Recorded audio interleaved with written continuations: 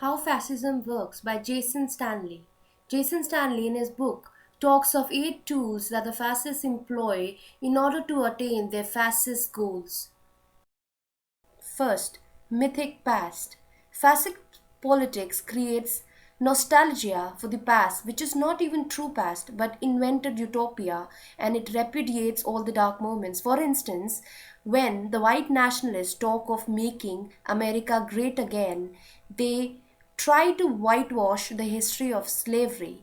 They try to denounce the history of black oppression. They try to decry the mass incarceration of the black community that happened due to the policies of President Nixon's administration. Propaganda.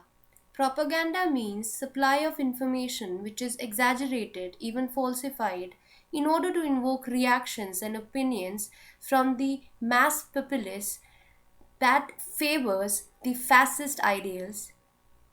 For instance, in the today's politics of United States, there is enormous propaganda to paint all the immigrants as criminals. Anti-intellectualism.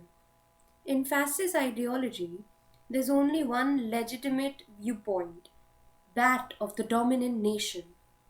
Education, therefore, either poses a grave threat to fascism or becomes a pillar of support for the mythical nation.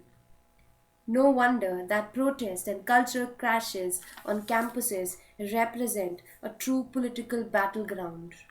In 2015, the Black Lives Matter movement in the United States spread to the university campuses. Fascist politics seeks to undermine the credibility of institutions that harbor independent voices of dissent until they can be replaced by media and universities that reject those voices. One typical method is to level accusations of hypocrisy. Unreality. Regular and repeated obvious lying is part of the process by which fascist politics destroys the information space. Conspiracy theories, which are bizarre and outlandish, are spread with the aim to cause widespread mistrust and paranoia so that the citizens trust no one except the one fascist leader. The resentment flowing from unmet expectations is redirected against minority groups. They are blamed for all the problems of the nation. Hierarchy. For the fascist, the principle of equality is a denial of natural law. The natural law for them allegedly places men over women and members of the chosen nation of the fascist over other groupings. In a fascist society, the leader of the nation is analogous to the father in the traditional patriarchal family. Thus, women are reduced to mere motherhood. Victimhood. Fascist politics tries to conjure up facts in order to make the historically privileged classes believe that the loss of their privileged status is equivalent to marginalization. Hence, movements like All Lives Matter, men rights movements, and the anguish against affirmative action for the blacks. Law and order.